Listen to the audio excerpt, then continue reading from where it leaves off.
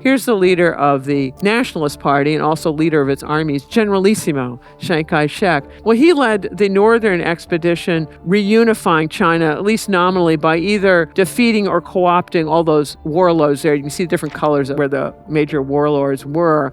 And previous South China attempts to do this or to secede from China, one or the other, had failed for lack of a proficient military. But Russia changes that. It provides aid, arms, and expertise and structures and things to found the Whampoa Military Academy, which is in Canton or Guangzhou.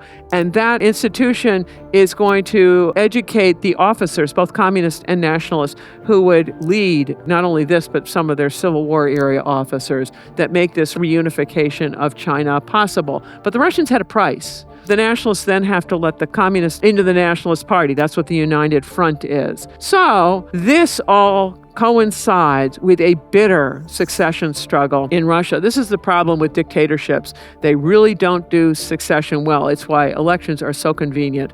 Instead, you have Stalin and Trotsky going at it of which one was going to be the big cheese. Stalin is all about socialism in one country. He thinks that Russia ought to focus on its own internal development, whereas Trotsky says, nonsense. We need to focus on world revolution because only if there are sister revolutions abroad can ours survive. So while this is all going on, the Chinese communists really want to get out of that united front.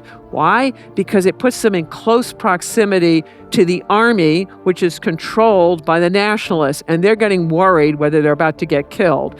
And the Russians say, no, it's good. You stay in that united front. So they do. Chiang Kai-shek goes roaring up China. I've shown you the map. He reaches his home base in Shanghai. Pause. And he turns his guns on the communists and just massacres them in droves.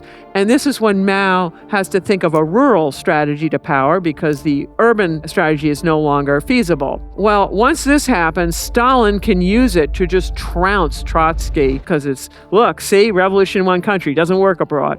And a lot of Chinese died, proving Stalin's point. All right.